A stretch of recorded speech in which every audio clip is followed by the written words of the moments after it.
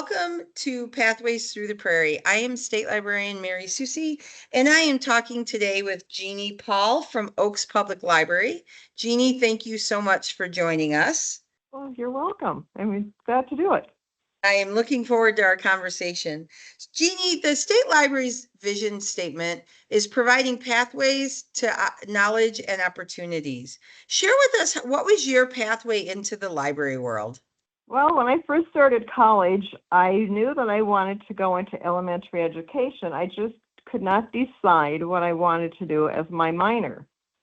And I thought of the various areas and just could not make a decision until one day I realized that I could get a minor in library science. And since I was an avid reader and probably got in trouble a lot at home when I was supposed to be doing other things besides reading, I decided a librarian would be something that I would enjoy doing. And I entered college in the fall of 1970, but I actually did not get to use my library degree until the fall of 1990, when our superintendent asked me to become a part-time librarian, taking over the elementary library at that point. And then 2 years later, I became the school librarian, so I was responsible for grades K through 12. And in 2003, I was asked by the city to take over the city portion of it. So from 2003 until 2017, I was operating the library as school librarian and city librarian. Wow. Those are two big hats. It's busy. Pardon me? And now you're retired from the school and you get to just focus on the public library. I just focus on the public library now. Yes. I can relate to that, getting in trouble when you were a kid because you were supposed to be doing acts, but instead you were, for me, it was curled up in the weeping willow tree in our backyard with a book. Oh, so no, I was out of mom's sight sometimes. I was usually curled up on the couch, and one of my favorite series was the Nancy Drew series. So, yeah, I was always being a detective. Yep, Nancy Drew, Encyclopedia Brown. There's the Hardy Boys, Trixie Belden. There was quite a few of those that I love to read. So what would you say is has been one of the differences, like when you were doing both the school and the public? What's some of the differences between a school library and a public library? Oh, that's a tough question. Probably the different age groups that you're working with and diversifying your idea of what is appropriate, because as a school librarian, you're focusing more on curriculum or the interests of students from K through 12. Then once you hop into the public aspect of it, you have to get better acquainted with the authors and the genres and stuff that people beyond the high school years all the way up to senior citizens, what they like, what they enjoy, what appeals to them. Right now I've got, readers that are well into their 90s, and it's just fun to see what they like and what they totally don't want to see at all. So it's just fun to see how our interests grow and change as we go from a kindergartner to a senior citizen. Sure. Do you have a favorite age group to work with? I used to think it was my elementary kids because that's when I first started. But right now, I am loving my senior citizens. I just think that they are just so much fun to work with. And I think part of it is that they come in and they just want to visit and share things with you and whatnot. I sometimes feel like I'm a bartender or something because, sometimes I hear more than probably I want to hear. But, it's good that they have the confidence and the comfort with me that they can tell me what's bothering them or the highlight of their week or any of those kinds of things. So I just really enjoy the relationships that I get to build with these men and women. Yeah, sometimes we're the only person they talk to in a day when they come into the library, for their weekly visit or sometimes daily visit.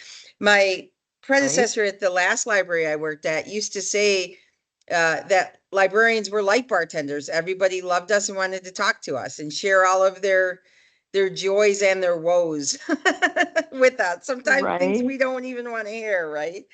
But For yeah, definitely, definitely. And sometimes the more stuff I have on the desk, the more they want to chat, and I'm just kind of sitting there trying to maintain a nice conversation with them. And in the back of my mind, I'm going, you really have a lot of work to do, but right, you know, we don't right, want to scare away our people, so we just right. do Because what we without need our to do. people, there's no work to do. For sure, definitely, definitely. Jeannie, how big is Oaks?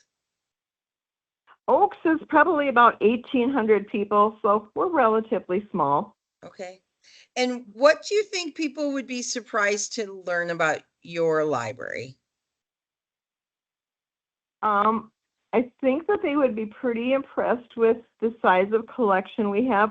We're pretty fortunate as a school and public library combined in one facility, and the fact that we have 30,000 volumes, which we're pretty proud of, and I think we do a pretty good job of keeping them weeded down. So you can come in and find a vast array of things, whether it be picture books or reference books, adult fiction, young adult fiction. I think for a town our size, we have a beautiful building, which we are thankful for the school for providing that to us. Yeah, it's just this very relaxing place, and I think you can find a lot of fun material there and a lot of interesting things to do. And so I assume, and you should never assume, but I'm guessing when you retired, there's a school librarian and there's a public librarian. Is that correct? Right, right. And so how do you coexist? You know, it was a little tough at the beginning because, you know, people were used to coming to me, and so they had to make that transition. But Sure. right now, we get along. We communicate so well together. We can sit down and we can troubleshoot. And just yesterday, we were talking about her young adult and how she's feeling the need to genreify that area. And so we did a lot of brainstorming, and I think we just value each other's opinion, and we're open-minded enough to consider what the other person, is talking about. And yet, when we come back and have another point of view on the other side of the fence, we consider that, and we try to do what's best for our patrons and for our library, for our community. So, yeah, I think we've got a really impressive facility for a town of 1,800 people. That's awesome. And so for our listeners who might not know what you mean by the term genreify, could you explain that? Well, we were talking yesterday in our young adults, we're going to be having things like we'll have a group for romance, a group for adventure, a group for mystery, science fiction, historical fiction. We had like 9 categories going. Okay. So anyway, instead of going through the collection and trying to find another mystery book at random, we're just going to have all those mystery books in their own little category, alphabetized by author. And if you're a mystery fan, you'll be able to walk right over to the mystery area and pull out a mystery book without having to go through, all kinds of things. And we're hoping to make the students a little more independent in finding their own materials. Not that we don't want to help them, but, we've got to groom them for down the road as well, so right. Trying to make it a little more user friendly for our kids. And we've had our children's nonfiction genrefied for probably close to 15 years. I think we just saw the need for that, and we haven't really genrefied anything else since then. But I think by starting with our young adult, I think it's going to be a big project for one thing, but I think it's going to be something that's going to be welcomed by our patrons. Do you have a shared collection, or does the school has one collection and the public library has a separate collection? Well, my budget mainly targets the adults, but I also do a lot of preschool type things. But our collections are combined. So you're going to find books purchased by the city that might be in the picture books. You're not going to find really anything in the adult fiction that's purchased by the school librarian, but our kids have access to that collection. So, Okay. we don't have anything where this is ours and this is yours and you can't use this, Mm-hmm. because it's city and whatnot. We Mhm. try and make everything just as seamless as possible. Sure. And most of our combined libraries operate kind of in a similar fashion to what you're talking about. So how many Right. hours a week is the public library open? Public library is open 20 hours a week. We're Okay. basically in the afternoons. We have one evening a week, and that's Wednesdays. We're open until 7:30. Fridays we run a little shorter hours because we find that people are probably getting prepared to go someplace, especially in the summertime. We've got a lot of Mhm. people with lake homes and whatnot. So basically we run Mondays, Tuesdays, and Thursdays from 1:30 to 5:30, and Wednesdays from 1:30 to 7:30, Fridays 1:30 to 3:30. So that Okay. seems to be working well for us. And do you do any programming? As far as programming, are you talking about presenting programs and those types Yeah, of like things? book clubs or any crafting or Right. anything like that? We have done things like that. We don't run a book club because right now in our small town, we already have 4 or 5 good book clubs going. And so my strategy is that we don't want to take away from the community. Sure. We want to add to the community. So I'm not going to go out there and say, let's start a book club, and then feel like people need to leave the book clubs that they're already comfortable in. Mm-hmm. But we do have the second Wednesday of every month, we have something called Bookworm Discovery. And that is geared toward our preschoolers or even our first and second graders. And we have a gal that comes in from the Soil Conservation District, and she puts on a program for the children. She usually starts reading a book, and then they have a little discussion, and they have a project. That has just gotten to be a real big deal. And for a small town, getting 40-some people in there to take advantage of this, we are just so excited. We did learn the hard way, though. One time we did not have a project because the kids were doing an outdoor activity, and they were just heartbroken because there was no project for them to do. So, it's just kind of fun to watch them do that. Mm-hmm. That's And then awesome. on the It's story time. Well, it's kind of a story time, but it's also a learning thing because she's always doing something having to do with conservation, Sure. wildlife and those types of things. So it's a great learning experience for them. And then on the third Wednesday of the month, we have Lego Lovers. So it's part of our STEM, and we have little projects and challenges and those kinds of things that the kids can work on and do work on. And if they finish their challenge or their project, then they can just do some free time building and whatnot. And so that's gone over very well. Matter of fact, I helped with the checkouts for some of the elementary classes in the afternoons when I'm there. And when they come up, Mrs. Pahl, is this the week for Lego lovers? They're always looking forward to those kinds of things. So That's awesome. that's really fun too. And then we always have a puzzle set up. We have a little pub-like table with a couple of chairs, and there's always a puzzle going. And adults will work on it. We've got some special needs students that love it. The high school kids, if they've got a little extra time, they're over there working on it. So I think we have quite a few things going on. That's very To cool. keep people interested and involved. Yeah. We offered an adult class for hand knitting. Have you ever done hand knitting before? No. Well, we put out a feeler, and within about 20 minutes, I had probably 30 people interested. So we ended That's up awesome. running 5 sessions, and we had over 60 people, and it was just the talk of the town. It was I just, bet. that was a highlight for a long time, as people were just talking about that. Every time I'd see somebody, I love my blanket, that class was so much fun. So yeah, we need to do more of those kinds of things. It's hard to find things that you can do in the library. I would like to have somebody come in and do something like sourdough breads, teach us something about sourdough breads and, Sure. those just kind of things. But then you have to have, ovens and those kinds of things that we don't have in a library, unfortunately. Sure. But yeah. Sure. Is there anything that you've started since you've been the library director? Well, probably all the things that, You we just have talked about. mentioned. Sure. Right, right. Um, Actually, we weren't computerized when we first started, when I first Okay. started.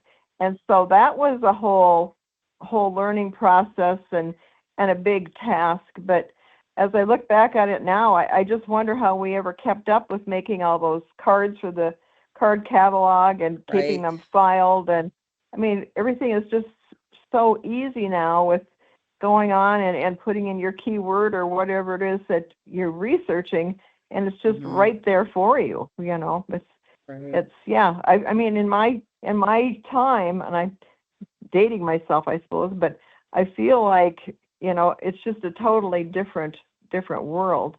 Another Mhm. thing that I really noticed is when I first started, the easy reading nonfiction books were so blah. I mean, they were just black and white. Maybe you get a little bit of a color and pictures now, and or then, but now you open up these easier nonfiction books, and especially our younger kids, first, second, and third grade, love them, and they are beautiful. They are so nicely done and whatnot. And I thought, why couldn't I be so creative to do something like this? Because they're just beautiful. Absolutely. It's so nice to see that.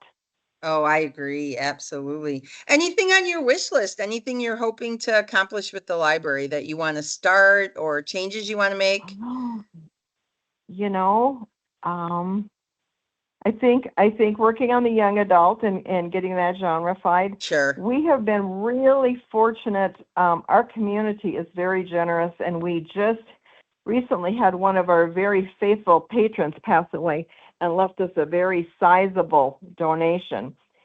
And one Nice. of her requests was that we would get more large print books. She herself did not need large print books, but she knew that, that was always kind of a struggle because they are more expensive, and really I'm on a very limited budget. Mhm. And so right now that's a big part of our focus is to build that large print section up, and it's being really well received. Very, very much interested. And even those people that don't necessarily need it, but maybe they've been working at their computer all day long. They just find that, Mhm. oh, that large print is so nice on my eyes. So Right. that's that is a big thing. Summer reading, we always collaborate with the school on summer reading, so that will be coming up shortly, and we're just basically there, for support. Again, we could do our own program, but when we're working together in one building, it kind of seems like we'd be fighting each other. So Sure. rather than to do that, we work together and come up with a very good program so that the school offers a reading time where they can come in and take AR tests and get new books, and that's usually on Tuesday mornings. But there are many kids that are involved in swimming lessons and baseball and all the other things that kids do in the summertime. And so I am there in the afternoons, and if they need to come in the afternoons to get that test taken or get a new book or whatever it is they may need, we're there to support and help with that. So That's wonderful. And collaboration really is the name of the game. And when you collaborate, your dollars go a lot farther. And when you have a oh, limited budget, you have to collaborate. right, and I think that's one of the big things. I've had many small public libraries come in and talk to me about, well, what's the good part and what's the bad part and whatnot. And that's the first thing I tell them is that your dollars are going to go so far because you're sharing, you know. Mhm. And for us, especially, the school takes care of all of the computer technology type things. So that is a big asset for us. We would not have the funding to provide all of those things. We would not have the resources to have somebody come in and fix something, that is fixable on site. I mean, there are just so many positives for small towns to work together, and like you said, if you don't spend it twice, you've got more to spend on other things. So Right. yeah, I think we're really fortunate that we've had a good relationship. And I mean, according to the librarian who I first she was my mentor, Doris Hankel. According to Doris, we were the first school and public library in North Dakota. So that's Oh, kind of wow. our claim to fame. Now, I've never been able to find that in black and white, but I guess I'm hanging in there with that idea, and it's worked well for us for many years. So I love it. I love it. So Jeannie, what's your elevator speech? Like if you're going to give your quick elevator speech about your library, what is it? I want them to know that we have a beautiful, welcoming library where there's places to sit down and read. We have a fabulous collection of books, as I said before, anything from easy fiction, juvenile fiction, graphic novels, large print, adult fiction. We have access to 18 computers. And if you need to hold a meeting there, we even have a spot where you can hold a meeting. So I would say come on into Oaks Public Library if you haven't been there, Oaks School and Public Library, I should say. If you haven't been there, come in and check it out because you'll be totally impressed at what we have for a small town, and we're very proud of it. That was a great elevator speech. I want to get in my car and go for a drive. So Jeannie, I always like to wrap up the podcast or by asking, librarians can never say what their one favorite book is. I don't even know how people can have a favorite book, but what's a book that you've read that you really enjoyed that you like recommending? My favorite, no, I can't say that. I can't say favorite. You can, absolutely. If you have a favorite, that's great. I have always loved The Secret Garden by Kristen Hanna.